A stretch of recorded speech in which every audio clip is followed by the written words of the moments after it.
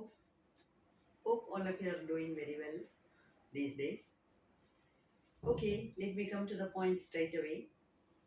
I hope you have seen the previous video on book review of the book titled Karma, uh, written by Sadhguru. Okay, so it is the continuation of the first chapter. Yes, in the previous video, we saw we discussed some of the matters which Sadhguru has given in his book in chapter 1.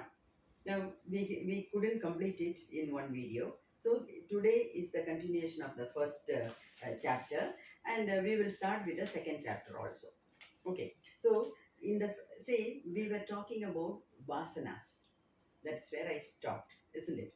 So, vasana means in Sanskrit, the literal meaning is smell.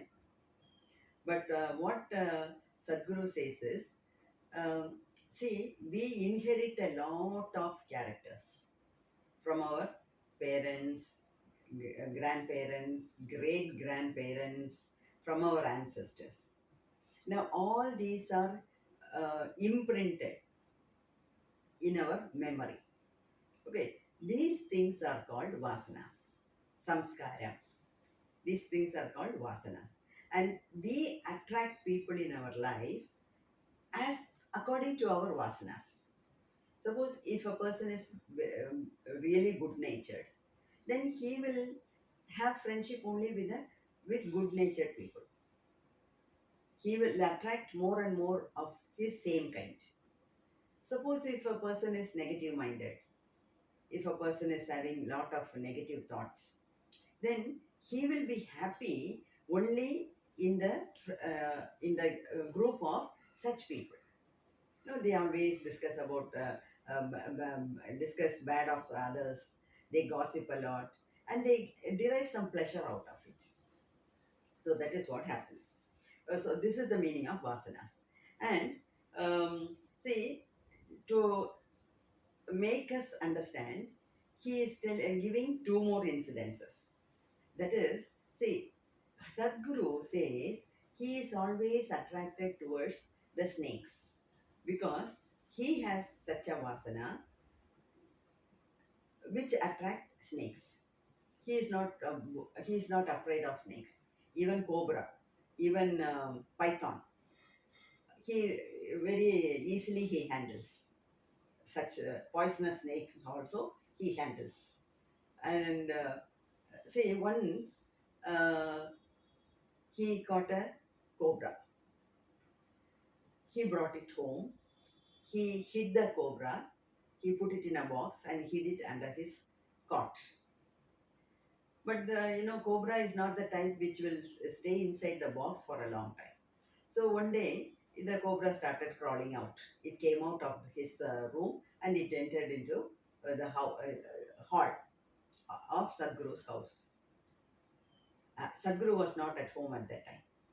If he had been there, he would have pulled it back. He was not there. He had gone out. His parents saw the cobra and they were really scared. And they started shouting, calling out for people to help. When that commotion was going on, luckily Sadhguru came. So he caught the cobra very easily, effortlessly. He caught the cobra and he took it out. But actually, he took it to the terrace and he put it in a box. Then, after some time, again, when one day when Sadhguru was not at home, see, the snake is not deliberately doing when Sadhguru was not at home. It so happened, Sadhguru had gone out and Cobra felt that it is not necessary to sit inside the box for any longer. So it just crawled out and came out and it entered into some other place. And people started shouting. They got scared and so they were shouting. And luckily Sadhguru came that time.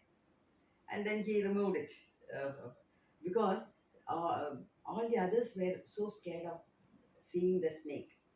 Whereas Sadhguru has some affinity towards the snakes. And he says, um, Sadhguru being a yogi, his energy level is high. And why he is not afraid of snakes is the snakes also have high energy level, it seems. And that is why the same animal, cobra, triggered a positive response in Sadhguru's mind, whereas it triggered negative emotions in the minds of others. They got afraid, they were trying to kill it, they were running away from it, like that. See, the object is the same, but how we react differs. And this difference in the reaction is because of the vasana, different vasanas. And in another book also, somewhere he has mentioned that, see, he did a lot of business in the beginning before coming to Isha, before establishing Isha Yoga Center in Coimbatore. In Mysore, when he was in Mysore, he used to do a lot of businesses. And in one business, he was doing this silkworm business, maybe to take thread from silkworm. He was doing some business like that, and he had a partner, and his partner used to come only in the afternoon. So Sadhguru used to be there in the morning. So in the afternoon, when the partner comes, he gets relieved, and he used to ride to Chamundi Hills. You know, in my Mysore, Chamundeshwari temple is the most famous, and it is on a hilltop. So he used to ride to the Chamundi Hills, and he had chosen a place, a nice place on the rock under the tree to meditate. So he used to meditate there every day in the afternoon. And as he meditated, every day, lots of snakes used to come. No snake will harm him, but all the snakes will be in and around him. That is because when meditating, Sadhguru's energy level is going up, and because of that high energy level, uh, the snakes are also attracted. And Sadhguru goes on saying some more examples, like, Lord Shiva. Lord Shiva is always in the meditative mood, and his third eye is always open. And that is why Sadhguru is having lot of snakes around his neck, because his energy level is high. The energy level of the snakes are also high. The energy level of the snakes is also high, and that's why in the picture it is always depicted that Lord Shiva is having snakes around his neck. And not only that, he says, so Sadhguru goes to the level of saying that yogis and snakes, they have some common vasana. That is the point. Yogis and snakes, they have something in common, some common vasanas. Okay, and in Hinduism, we give a lot of respect to snakes. We don't kill snakes. Sarpadosha. Sarpadosham is considered to be a very big negative karma, and it comes by killing the snakes. Okay. What blockages in marriages, in conducting marriages, blockages in getting offsprings. All these things are attributed to the Sarpadosha. Okay, so in Hinduism we give importance to snakes. That is, we look at these animals with respect, with reverence. Snakes, cows, and crows. So snakes have same vasana like yogis. Then a cow, cow is also worshipped during housewarming ceremony. First, the cow is made to enter into the house, because at the back side of the cow, we consider that Mahalakshmi is residing. And if you take the picture of Kamadhenu, the location of all the deities are depicted. So we don't kill cows, we worship cows. We look at cows as a sign of prosperity. Okay, so that is then, like that, crows. When you keep some food outside, the crows come and eat. We consider the crows as our ancestors, especially when you do the Pitru Tarpanam, when you do some ritual invoking the blessing of the ancestors. We keep some rice, black sesame seeds, and all those things. And when you make some balls of this food and keep it, the crows come and eat. So if the crows come and eat, we are happy. We feel that the ancestors are coming in the form of crows and eating. If no crow comes, we feel sad. Okay, so this is how some of the animals are having some vasanas related to closely related to human beings. Okay, so and another important thing he mentions that also, the Kundalini Shakti. See, Kundalini Shakti is inside all of us. Say, I am talking because there is Kundalini Shakti. You are listening because there is some Kundalini Shakti. All of us are doing some work only because of the Kundalini Shakti. But in total, generally, for most of the people, except the saints, except the sannyasis, except the yogis and yoginis, for all normal people, this Kundalini Shakti is said to be in the dormant form. It is not very active. It is active as per the various degrees. It is active in different people. And this Kundalini Shakti is depicted as a snake only. In our Mooladhara Chakra, the Kundalini Shakti is half awake or sleeping or fully awake, depending upon the condition of the person. But the Kundalini Shakti is depicted as a snake which is coiled into 3.5 coils. 3.5 coils. So this is how the Kundalini Shakti is depicted in the form of a snake. Okay. So these are all about the vasanas he is explaining. And then Sadhguru says something very important. That is, once he went somewhere to teach yoga. Basically, Sadhguru is a yoga teacher. Okay, that's why I already said once in my video, if you want to learn yoga in the proper way, please approach a trained yoga teacher by Isha Yoga Center. A yoga teacher trained by Isha Yoga Center. Okay, only when you go and attend the class, you will know why I am saying so, because I have attended many classes. I learned yoga, I learned Surya Namaskar, all from Isha only. Okay, that is one thing. Okay, see, like this, once when Sadhguru went to teach yoga, they happened to stay in a place, and opposite to that, there was a cave. And the local people told Sadhguru that this cave is a very old cave, and some 1900 years back, this cave used to be the habitation place for many Jain sannyasis, many Jain monks. Many Jain monks stayed there. They did meditation. They lived there. But after that, they vacated. So Sadhguru got curious. So he went there in the evening, after the class probably, he went there to meditate. And when he sat there, you know, he was he he became he was what to say? He realized the energy.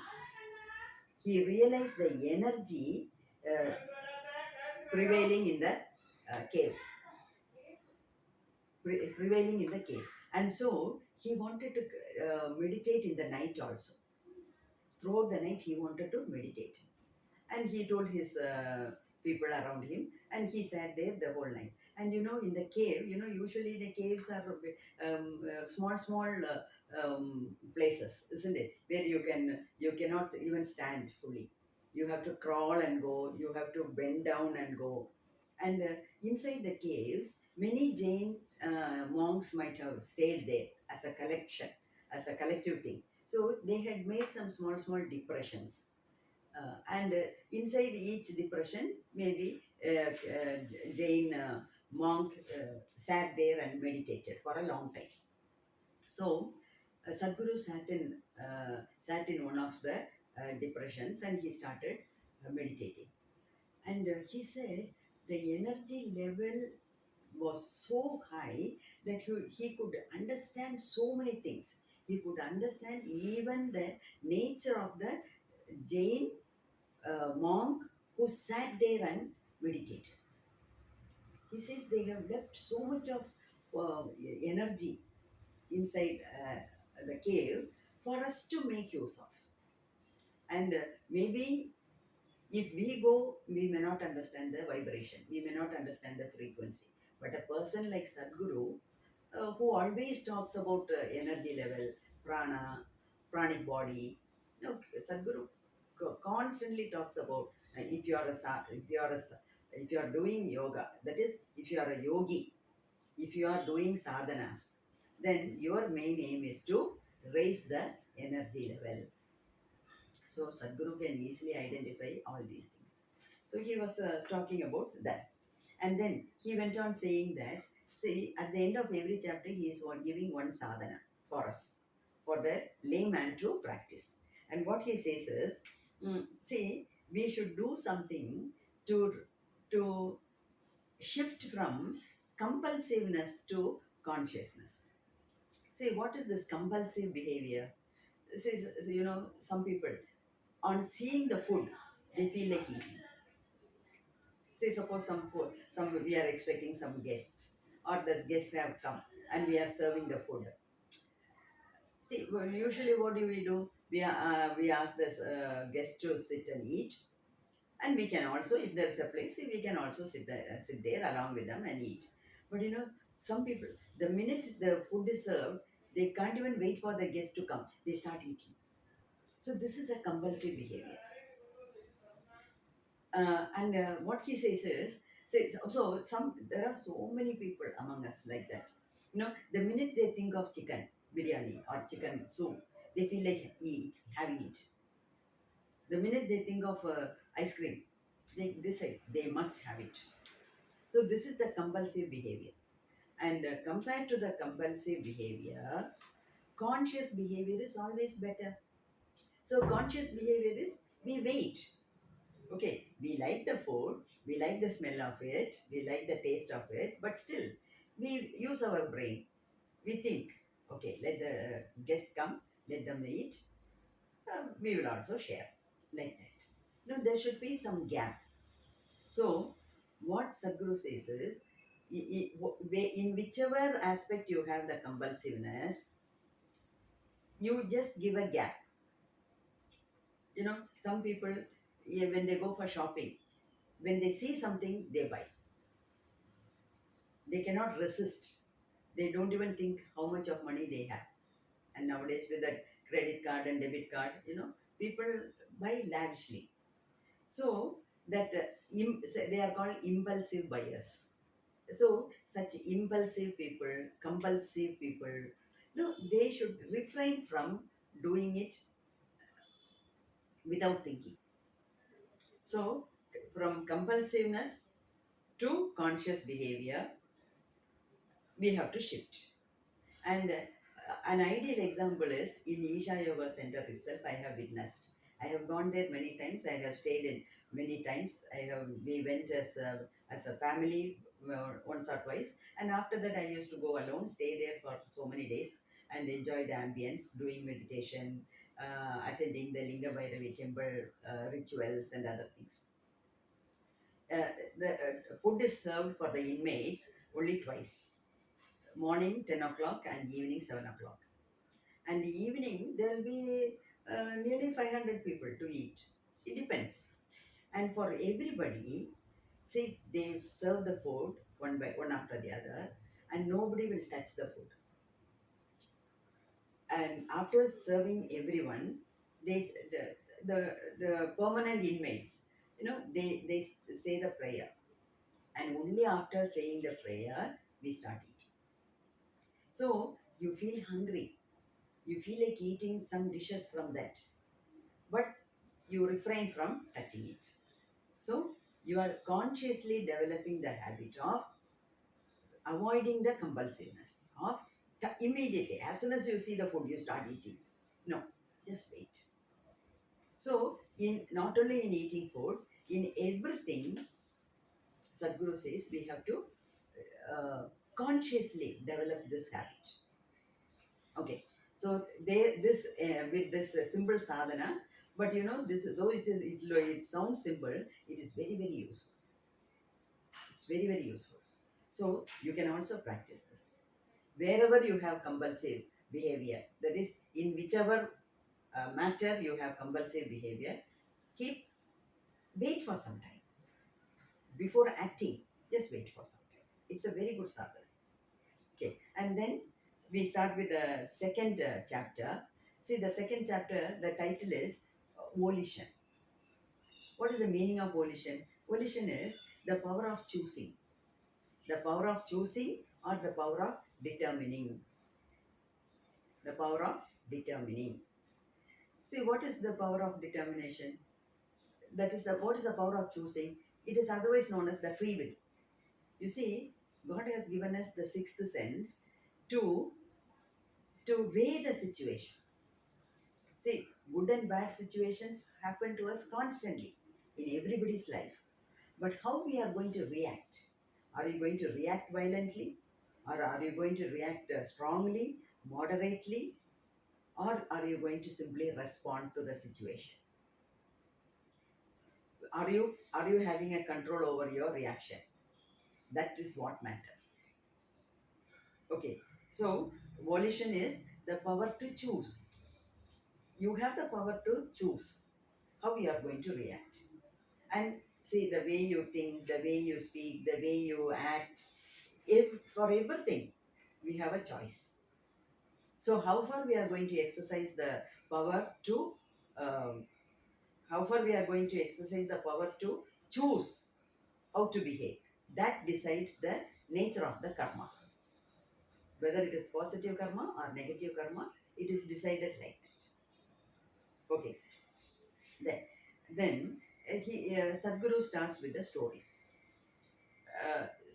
An incident. He is narrating an incident, and so the same thing.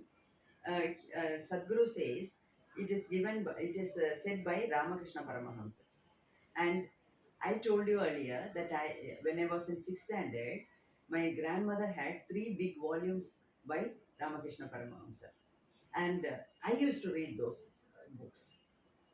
When I was in sixth standard, I started reading Ramakrishna Paramahamsa's stories. And he will explain one story and he will give the moral of the story connected to spirituality, how it can be applied to spirituality and the mundane life. I might not have understood most of that spiritual aspect of it, but I was so fond of reading the stories, very simple stories. So I remember reading it at that time itself, but I don't know how far I have understood it that time. I don't know. Anyway, let me explain this. That is, there are two friends. Um, every Saturday in the evening, they had the habit of they used to go to a brothel house. That is their habit. Like that, one Saturday, these two friends they started going to the brothel house. That time, uh, on the way, they saw a huge crowd by the side of the road, and they stopped to know what is happening. And a man sitting on the dais was giving a big lecture on Bhagavad Gita about bhakti, mukti, liberation, and so on. He was going on talking, and the huge crowd was engrossed in that talk. And out of the two, one friend thought, you see, so many good things are going on in and around us. Why have we chosen this wrong path of going to a brothel house? Huh? Let me stay away from there. I want to attend the class. I want to listen to the speech.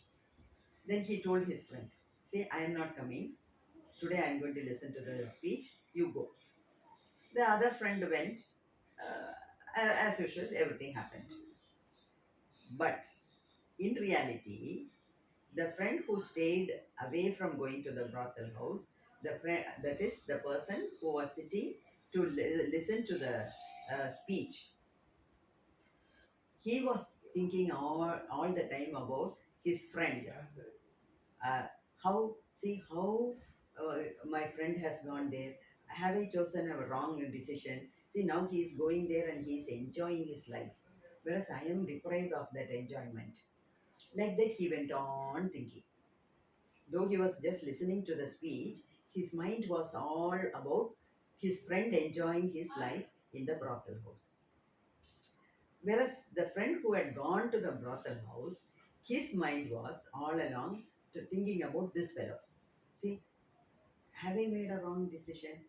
See, my friend, he changed his attitude. He started listening to Bhagavad Gita, whereas I am still like this. He was thinking more about this fellow. Okay, so what these great saints, Ramakrishna Paramahamsa and Sadhguru, what they want to tell through the story is the intention matters. So, when it comes to committing karma, who accumulates more karma? Obviously, the fellow who has sat, who decided to sit and listen to Bhagavad Gita speech, he has accumulated more karma, because though he was physically there, though he was simply listening to it, his intentions were different. His intention was to go there and enjoy. Whereas the fellow who went to that brothel house, his intention was to become good. Okay, so he was thinking of this man. So this fellow incurred less karma, whereas the fellow who started listening to Bhagavad Gita speech accumulated more karma. So what Sadhguru wants to highlight is our thoughts are very important. Our intentions are important. And he goes to the level of saying that even in court, the judge gives the final verdict, the punishment is given taking the intention of the crime into consideration. See, they take many things into consideration, and one main factor to give the punishment in a severe manner or in a less severe manner is based on the intention. See, suppose a fellow has committed, he has killed someone. It's a big crime. Definitely, he will be put behind the bars, isn't it? He has to be in jail. But whether it has to be a life imprisonment or whether it has to be 20 years, 15 years, or 10 years, when the judge decides, he is taking the intention of behind killing this fellow. Killing the fellow is more important. So, whatever we do, the intention should be good. If you do something with a bad intention, definitely we accumulate more bad karma. Okay, and here Sadhguru goes on giving 5 instances. Let me quickly say that the 5 instances are, see, 2 children, small children, they are playing with the knife. Probably no elders were there around to control them, to ask them to keep away from the situation. Knife, no, don't play with the knife. If we had seen them, definitely they would have said. Whereas here, they are not seeing, and so they are playing. And by mistake, the one small child, he killed the other one by playing with the knife. He happened to hit the neck or this region, and so the other child died. Now, definitely, the child who killed the other one did not do anything with the intention. But anyway, he will have bad karma because he has killed a life. So he will have bad karma. But the intensity of the karma may not be so severe because by mistake he did it, not intentionally. Now, Sadhguru goes on saying the second example. He says, see, um, there were 3 people cutting vegetables with individual knives, and they get into some argument. and they picked up. It turned out to be a big quarrel, and in rage, in anger, one fellow stabbed at another fellow, and he got killed. So the fellow who stabbed and killed the person definitely will have negative karma. Okay, though he did it unintentionally, but his karma will be more when compared to the child which killed the other child. The intensity I am talking. Okay, then the third example is, see, you don't like a person, you want to get rid of him, you want to kill him. Then what do? You plan, you plan, uh, uh, you you plot something to kill him. Okay, and he killed. So in his condition also, the other person got killed, and his karma is more because he has done it intentionally. Then, and the fourth example is where, see, you want to get rid of a person, your enemy, you don't like him. So what happens? See, the other person invites him for lunch, invites him to his house for dinner, and he is mixing poison with his in his food, and he is killing the fellow. Then the intention is very very bad, and so the karma is also, the impact of or the intensity of the karma is more. Okay, then another thing. See, in these four cases, one fellow is killed. That is his karma. The fellow who killed the person, now he is also accumulating karma. But the intensity is increasing as, as per the story here, as per the four incidents. Then the fifth one is, see, you are not killing anyone. You are not inviting anyone. You are not mixing poison with anyone. You are not stabbing anyone. But in your mind, please listen carefully, you in your mind you have so much of bitterness about a particular person, you don't like him at all, the very sight of him, you get BP, you don't like him at all. And so what happens, you develop so much of hatred towards that person, you are unable to look at him, you are unable to tolerate. Now this is having more negative karma than the other four people, because mentally what you do, your thought, your intention, your hatred, you're brewing hatred within you, and so definitely the consequences will be deeper, the karma will be very very deep. That this fellow, he is not killing anyone, now he is not undergoing any imprisonment, nothing, but still he is accumulating more and more karma, because see, the hatred, repeatedly thinking bad of him, no, the level of bitterness and hatred is so high that he himself is inflicting self imprisonment, or it is worse than that, because the karma level is, it is mental karma, and it is the internal suffering. Okay, so what I want to add to this is, see, we might have done a lot of negative karmas intentionally, knowingly, unknowingly, in this lifetime, in the past lifetimes. And the very purpose of uh, taking a birth in this lifetime is to get rid of the karma. So, the best way is, it is not a punishment, it is not a reward, but still we have to undergo. So when we see, when we are happy, when happy good things happen, we are happy.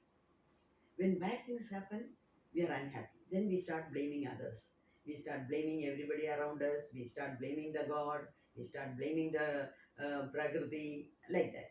Now let us not do any of those things. Now that we learned so much, No, there should be some, we should learn to implement it in our life. Okay, so uh, so what should we do when something unhappy or when it's unpleasant, when some physical ailment, mental torture, so many things happen. Now, let us not blame anyone. Let us say that it's all because of our karma, and let us learn to put up with it. Let us learn to tolerate it. That is the only way to get out of it. Okay, so there should be a lot of attitudinal change in us. Okay, in undergoing the negativity and also in not committing negative karmas in future. Okay, so please think deeply about all these things and take some strong decisions as to how you are going to live the rest of your life. May God bless you.